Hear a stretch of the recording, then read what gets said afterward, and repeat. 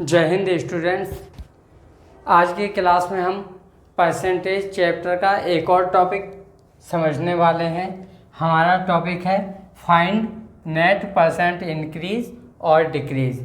अर्थात हमें इस टॉपिक के अंदर ये समझना है कि अगर हमें परसेंटेज में इंक्रीज और डिक्रीज होने वाली वैल्यूज़ एक साथ दी हों, दो वैल्यूज़ कोई इंक्रीज हो रही हो या कोई डिक्रीज हो रही हो, तो हम उसका नेट अर्थात दोनों का मिक्स इंक्रीज परसेंट या डिक्रीज परसेंट कैसे फाइंड करेंगे, कैसे पता लगाएंगे कि इसका टोटल इंक्रीज परसेंटेज कितना है या इसका टोटल डिक्रीज परसेंटेज कितना है। तो चलिए इस क्वेश्चंस को हम समझते हैं और कुछ एग्जाम्पल लेते हैं। बच्चों, हमारा फर्स्ट क्वेश्चन है कि अगर किसी वस्तु की प्राइस में अगर किसी वस्तु का मूल्य पहले 30% बढ़ जाता है और उसके बाद 20% कम हो जाता है, तो उसका नेट इंक्रीज परसेंटेज या नेट डिक्रीज परसेंटेज कितना होगा, ये हमें पता करना है। तो इसे पता करने के लिए सबसे पहले आप परसेंटेज को सॉल्व करेंगे और इसे सॉल्व करने के लिए बहुत ही इजी है। आप इसे समझिए, ये हमारा 30% बढ़ा है, पहले 30% बढ़ा है, तो कोई भी परसेंट ओरिजिनल में वो 100% होता है और यहाँ से 30% 30% बढ़ गया, तो आप पहले 100 में 30 ऐड कर देंगे और इसके अपॉन में 100 लिखेंगे। फिर आपका ये जो सेकंड परसेंट दिया है उसको मल्टीप्लाई करेंगे। कैसे? ये 20% कम हुआ है, तो आप ओरिजिनल 100% में से 20% को माइनस करेंगे और अपॉन में 100 लिखेंगे। अब अपॉन में 100 क्यों लिख रहे हैं? क्योंकि हम परसेंटेज का साइन हटा रहे हैं और मैंने आपको बताया था कि परसेंटेज का साइन हटाते हैं तो अपॉन में 100 लिखते हैं। इस तरह से आपका ये हो जाएगा 100 प्लस 30 130 अपॉन 100 इंटू ये हो जाएगा 100 माइनस 20 180 अपॉन 100। यहाँ से आप 0 से 0 कैंसिल कर दें और इसका भी 0 से 0 कैंसिल कर दें। अब आप देखोगे कि 8 और 10 ये 2 से कैंसिल होते हैं, तो 2 4 जा 8 एंड 2 5 जा 10, ये आपने कैंसिल कर दिया। तो आप इसको नोट कर सकते हो 13 इंटू 4 और ये है 10 इंटू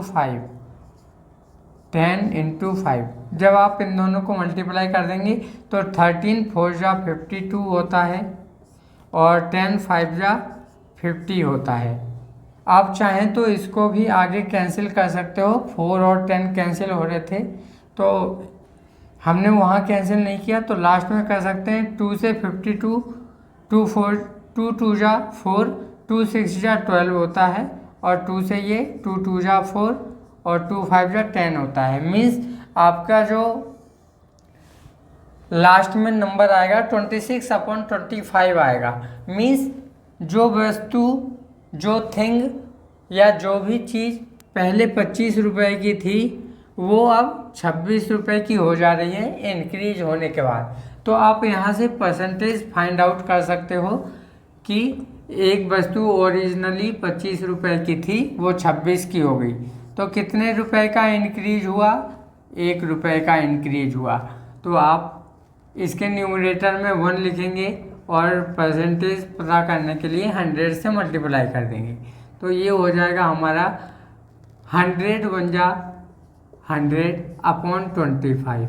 अब ये 100 और 25 5 से डिवाइड होते हैं, तो 5 2 जा 10 0 का 0 और 5 5 जा 25 5 बन जा 5 और 5 4 जा 20। इस तरह से आपका आंसर आएगा 4%।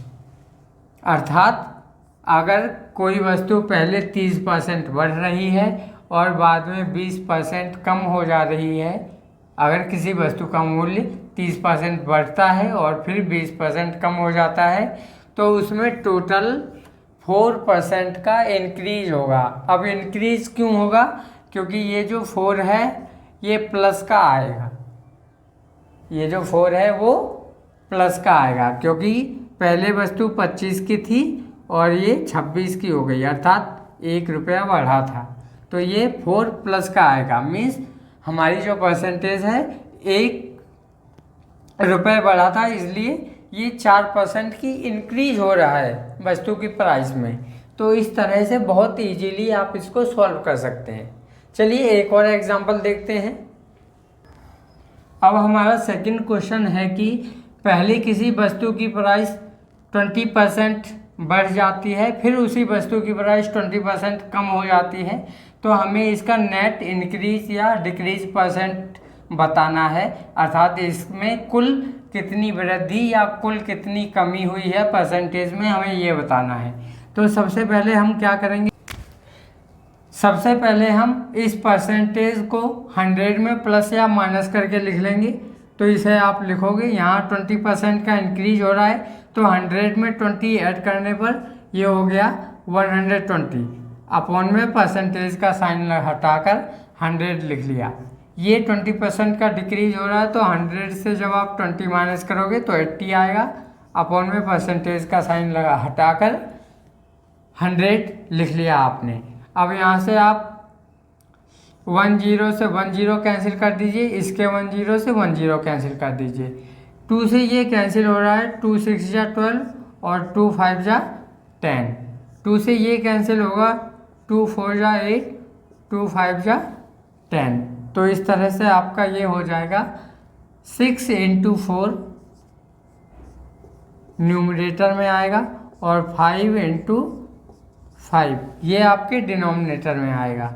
6 4 जा 24 होता है और 5 5 जा 25 होता है। तो ये आपका कॉस्ट आएगी वस्तु की, आपके उस वस्तु की कॉस्ट ये हो गई, यानी कि पहले उसकी कॉस्ट 25 रुपीज़ थी, जो 1 रुपये कम होने के बाद 24 रुपये हो गई। अब हम इसका परसेंटेज डिक्रीज पता करेंगे, क्योंकि हमारी जो कॉस्ट है वो कम हो रही है, माइनस में, इसलिए डिक्रीज होगा। अब हम इसका परसेंटेज डिक्रीज निकालते हैं कि कॉस्ट में 1 रुपये की कमी हुई है 25 पर, इंटू कर देंगे 100, तो ये हो गया हमारा 100 बन जा 100/25। अब ये आप इसको कैंसिल कर देंगे, 5 2 जा 10, 0 का 0, 5 5 जा 25, 5 1 जा 5 और 5 4 जा 20। इस तरह से आपका ये माइनस साइन है, तो यहाँ आप माइनस साइन लगा दीजिए।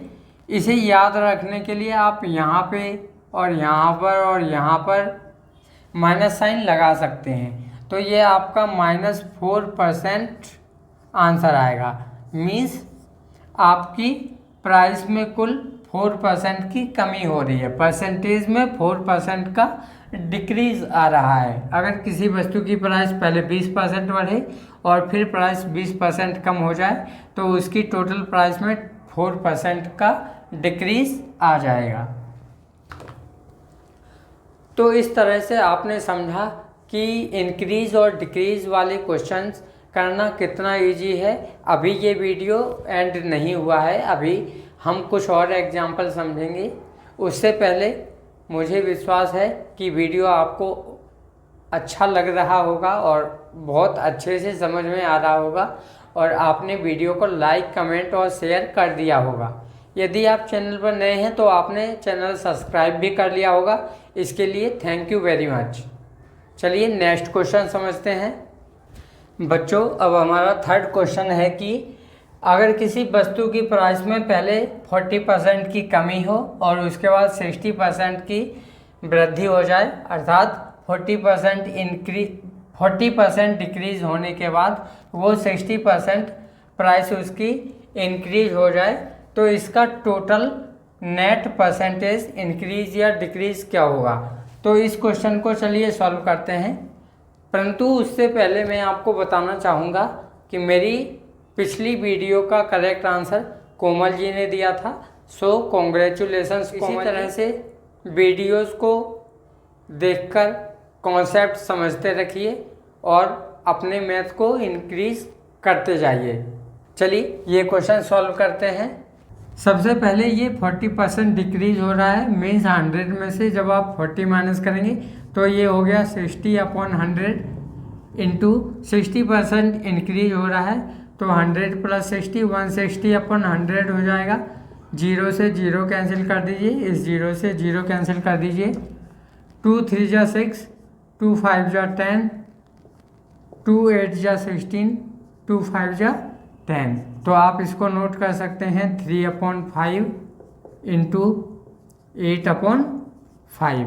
अब आप इसे मल्टीप्लाई करेंगे तो 8 3 जा 24 होता है और 5 5 जा 25 होता है। इस तरह से आप यहाँ पर देख रहे हैं कि पहले वस्तु की प्राइस 25 रुपीज़ थी, अब 24 रुपीज़ रह गई है, अर्थात जो वस्तु की प्राइस है वो डिक्रीज हो जा रही है। तो अब आप मुझे ये बताएंगे कि इसकी जो परसेंटेज है उसमें इंक्रीज होता है या डिक्रीज होता है, और कितने % का इंक्रीज या कितने % का टोटल डिक्रीज होता है।